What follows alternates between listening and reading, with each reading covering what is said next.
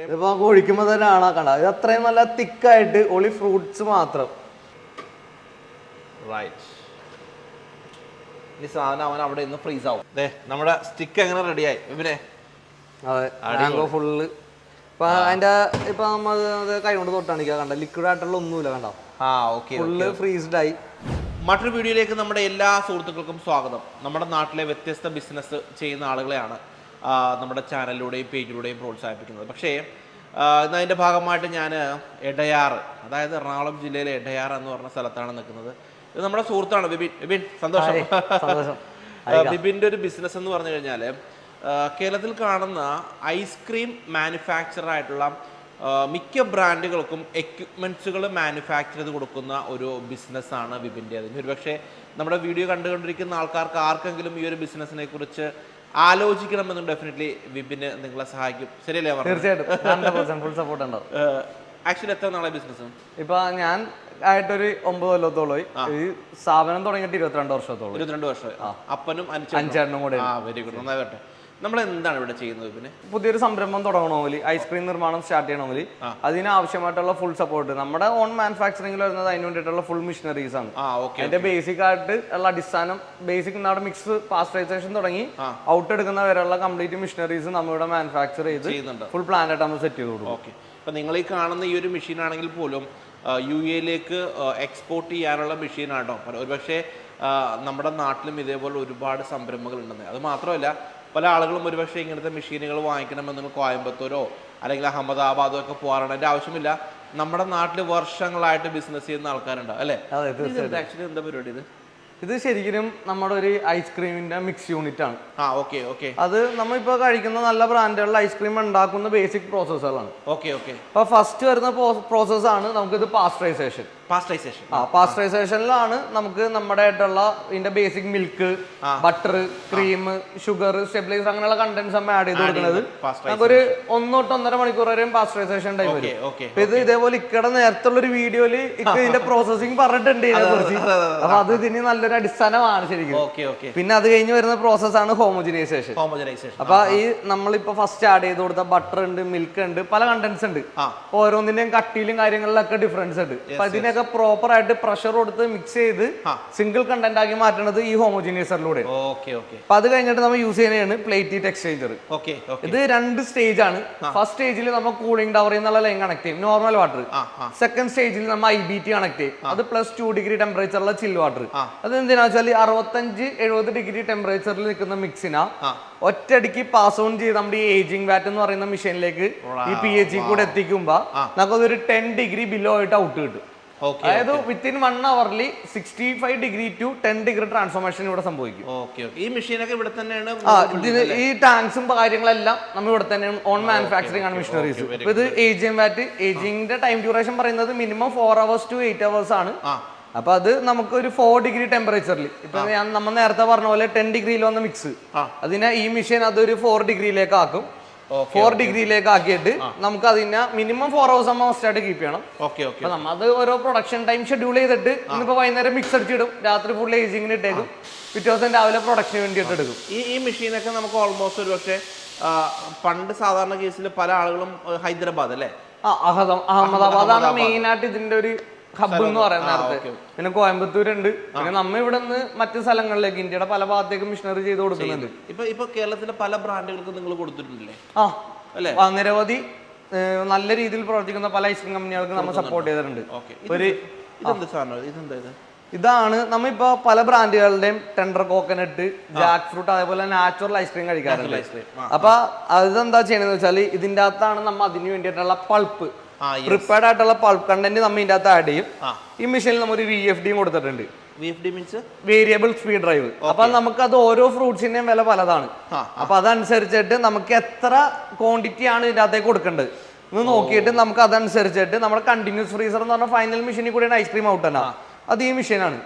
അപ്പൊ ഇതിന്റെ അകത്തേക്ക് നമ്മൾ ഇതിന്റെ എൻഡ് കണക്ട് ചെയ്യും. അപ്പൊ ഈ ഐസ്ക്രീം മഞ്ഞന്റെ കൂടെ ആ നാച്ചുറൽ ആയിട്ടുള്ള പൾപ്പും കൂടെ മിക്സ് ചെയ്തിട്ട് സാധനം വരും. ഞാൻ അന്ന് എന്റെ മറ്റേ വീഡിയോയിൽ ഇത് കാണിച്ചായിരുന്നു, കാണിച്ചിട്ടുണ്ട് പൾപ്പ് ആഡ് ചെയ്യണത്. അപ്പൊ ഇത് മാനുവൽ ആഡ് ചെയ്യണതിന് വരെ ഓട്ടോമാറ്റിക് സിസ്റ്റം എന്നുള്ള ഒരു രീതിയിൽ അപ്പൊ നമുക്കൊന്ന് ടൈമിംഗ് കുറച്ചും കൂടി സേവ് ചെയ്യാം. ആ ആഡ് ചെയ്യുന്ന കണ്ടന്റിന് കറക്റ്റ് ആയിട്ടുള്ള ഒരു വോളിയം നമുക്ക് കൊടുക്കാം, അങ്ങനെയുള്ള ഒരു രീതിയിൽ.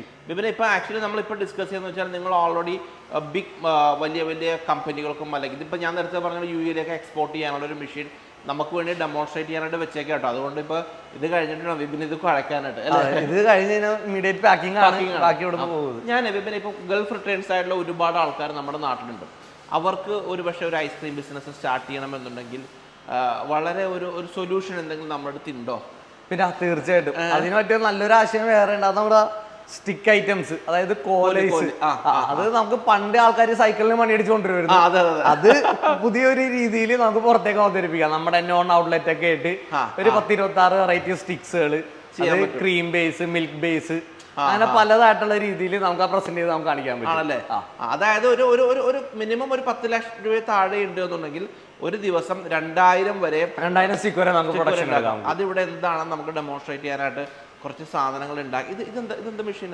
ഇത് അതിന് വേണ്ടിയിട്ട് ബേസിക് വരുന്ന മെഷീനാണ്. ഇതിനെ പറയുന്നത് ഐസ് ക്യാൻഡി അല്ലെങ്കിൽ പോപ്സിക്കൽ ലോലി ടാങ്ക് എന്ന് പറയും. ബേസിക് ആയിട്ട് ഇത് ഇപ്പൊ 2 മോൾഡാണ് കപ്പാസിറ്റി. നമ്മളിവിടെ 2 മോൾഡ് തൊട്ട് 24 മോൾഡ് കപ്പാസിറ്റി വരെയുള്ള മെഷീൻ ചെയ്യുന്നുണ്ട്. ഇത് 20 മിനിറ്റിൽ 2 മോൾഡ് ഫ്രീസഡ് ആയിട്ട് വരും.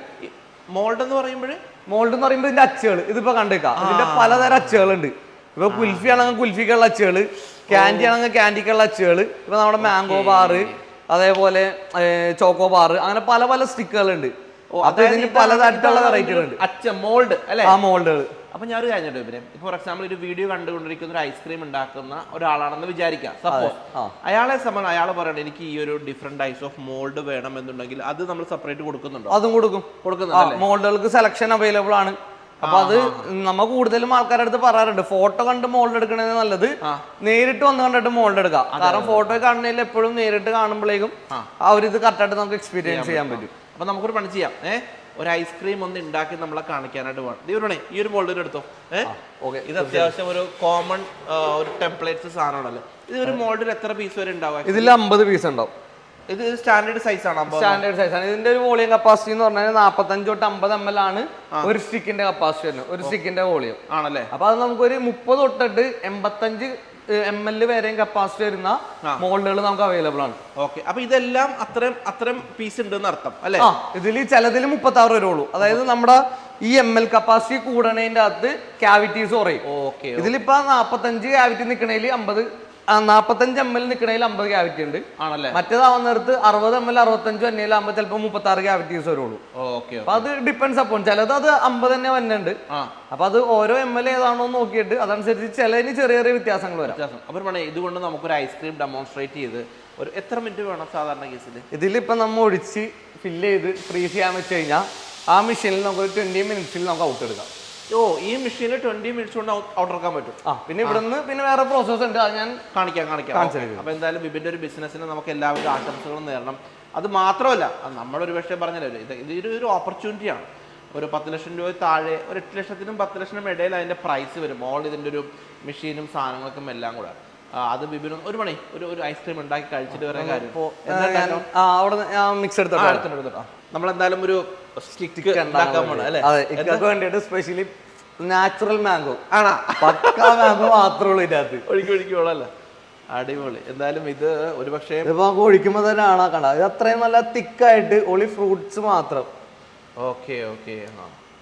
ഫ്രൂട്ട്സ് മാത്രമേ ഉള്ളൂ? ഫ്രൂട്ട്സ് മാത്രം, പക്ക മാംഗോ മാത്രം.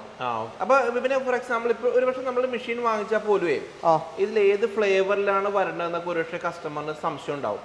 അതിനെന്തെങ്കിലും സർവീസ് നിങ്ങൾ ചെയ്യുന്നുണ്ടോ? നമുക്ക് നമ്മുടെ അടുത്തുനിന്ന് മെഷീനറി കൊടുത്ത് അതോടുകൂടി നമ്മൾ ഒരു ബന്ധം ഒരാളായിട്ട് അവസാനിപ്പിക്കാനുള്ള നമ്മൾ ചെയ്യണ്ടെങ്കിൽ അവർക്ക് തുടക്കം തൊട്ട് ഇതിന്റെ കൺസൾട്ടേഷൻ, അതായത് ഇതിന്റെ മിക്സിംഗ് പഠിപ്പിക്കുക, ഇതിന്റെ റെസിപ്പി സെറ്റിംഗ്, അതായത് ഇതിന്റെ പ്രോഡക്റ്റ് അടിച്ചെടുക്കണ വരെ ഫുൾ സപ്പോർട്ട് നമ്മൾ ചെയ്തു. മാർക്കറ്റ് ചെയ്താൽ മാത്രം മതി. മാർക്കറ്റ് ചെയ്താൽ മാത്രം മതി. വിൽക്കാനുള്ള പരിപാടി നോക്കിയാൽ മതി. ബാക്കി കാര്യങ്ങൾ നമ്മൾ ഗ്യാരണ്ടീഡ് ആണ്. പ്രൊഡക്ഷൻ ഔട്ട് വരെ നമ്മൾ എടുത്തു. ഓക്കെ. എന്തായാലും നമുക്ക് വേണ്ടി വിപിൻ ഒരു സെപ്പറേറ്റ് ഒരു മാംഗോ ആണ് ഈ സാധനം ഈ ഒരു മോൾഡിൽ നിന്ന് കൊണ്ടിട്ട് ഒരു 20 മിനിറ്റ്സിൽ സ്റ്റിക്കായിട്ട് വരുമെന്നാണ് വിപിൻ നമ്മളോട് പറഞ്ഞത്. മാംഗോ മൊത്തം റെഡി ആയിട്ടുണ്ട്. സെറ്റാണ്. സ്റ്റിക്ക് അല്ലേ? സ്റ്റിക്ക്. ഇതിപ്പോ നമ്മ ഇതിന്റെ അകത്ത് സ്റ്റിക്ക് ഹോൾഡർ എന്ന് പറയും. ഇതിപ്പോ നമ്മ ജസ്റ്റ് നേരെ കുത്തി കുത്തി വെച്ചാൽ മതി. ബാക്കി സ്റ്റിക്ക് ഇതിന്റെ അകത്ത് ലോക്ക്ഡ് ആണ്. ഇനി നമ്മ പുറത്തേക്ക് എടുക്കുമ്പോ അത്ര റിലീസ് ചെയ്യുള്ളൂ. ഈ ഒരു ഡൈക്ക് മാത്രമായിട്ട് എന്താ പ്രൈസ് വരുന്നത്? ഇത് ഒരെണ്ണത്തിന് മാത്രം 6000 രൂപ. 6000 രൂപ. ഓക്കെ. ഇത് ഡൈയും ഈ സ്റ്റിക്ക് ഹോൾഡറും കൂടെ കേട്ടോ, രണ്ടും കൂടെ.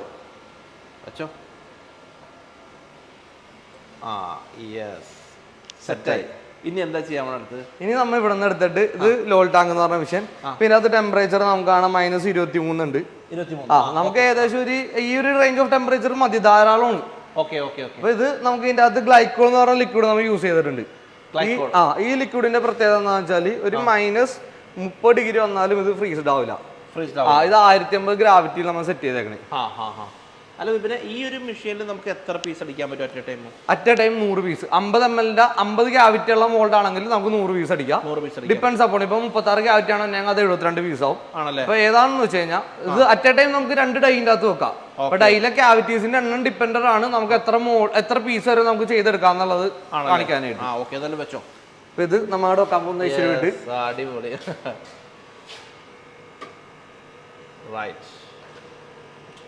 ഈ സാധനം അവൻ അവിടെ ഇന്ന് ഫ്രീസ് ആവും. ഒരു 20 മിനിറ്റ്. ഇപ്പൊ ടൈം കണ്ടോ? ഇപ്പൊ സമയം 11:50. ഒരു 12:05 അല്ലെങ്കിൽ ഒരു 12:10 സാധനം അകത്ത് സെറ്റ് ആണ്. നേരെ എടുത്ത് റിലീസ് ചെയ്ത് ഞാൻ കാണിച്ചത്. അടിപൊളി. 20 മിനിറ്റ് കഴിഞ്ഞ് വെബിനെ പൊക്കിക്കോ. യെസ്, സംഭവേ. അടിപൊളി. മാംഗോ ഐസ്ക്രീം കഴിച്ചിട്ട് വേറെ കാര്യമുള്ളൂ. ഇനി എന്താ ചെയ്യുന്നത്? ഇനി ഇത് നമ്മൾ റിലീസ് ചെയ്യാൻ പോണു. റിലീസ് ചെയ്യാൻ അതായത് മോൾഡിൽ നിന്ന് ഇത് പിടിക്കുക. ഇപ്പൊ നമുക്ക് നോക്കി അറിയാം. അതായത് ഇപ്പൊ ഇത് നോക്കി കഴിഞ്ഞാൽ അതെ പോരില്ല. ഇപ്പൊ മോൾഡിൽ നിന്ന് ഇട്ടിട്ട് ഞാൻ സ്റ്റിക്ക് ഹോൾഡർ മാത്രം പിടിച്ചിട്ടുള്ളൂ. പക്ക ഫ്രീസ്ഡ് ആയിട്ട് ഇരിക്കണം ഈ പ്രോഡക്റ്റ്. വെള്ളം ഹീറ്റ് ചെറിയൊരു നോർമൽ ടെമ്പറേച്ചർ ഉണ്ട് 45 ഡിഗ്രി. അതെന്നുവെച്ചാൽ നമ്മൾ കണ്ടിന്യൂസ് പ്രൊഡക്ഷൻ എടുക്കുന്ന സംഭവങ്ങളിൽ ഇതിങ്ങനെ വെച്ച് വരുമ്പോൾ ഈ വെള്ളം തണുക്കും. ഈ വെള്ളം തണുത്ത് കഴിഞ്ഞാൽ സ്വാഭാവികമായിട്ട് നമുക്ക് ഈ പറഞ്ഞ പോലെ സ്റ്റിക്സ് വിട്ട് പോരാനുള്ള ഇത് വരും. സാധനം പോകുന്ന.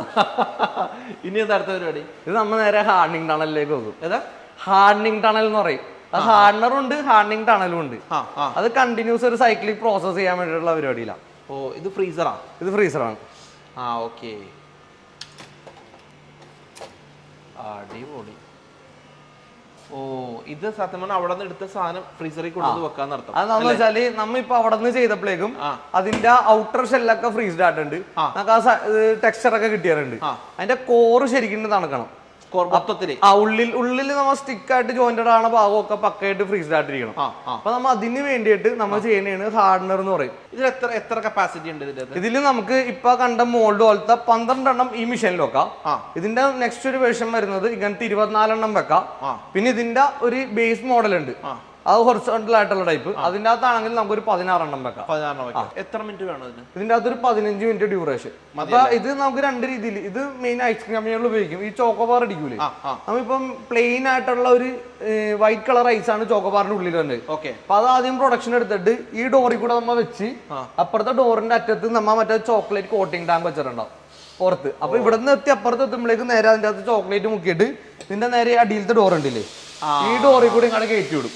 അപ്പൊ ഇവിടെ നിന്ന് റിട്ടേൺ എടുക്കുമ്പോഴേക്കും നമുക്ക് അത് ചോക്കോബാറായിട്ട് വന്നിട്ടുണ്ടാവും. നേരെ അത് റിലീസ് ചെയ്യാം, പാക്ക് ചെയ്യാൻ നമുക്ക് സാധനം മാറ്റാം. അപ്പൊ ഇനി ഒരു എന്താ പറയാ, ഒരു 15 മിനിറ്റ് വരെ നമ്മൾ വെയിറ്റ് ചെയ്യണം.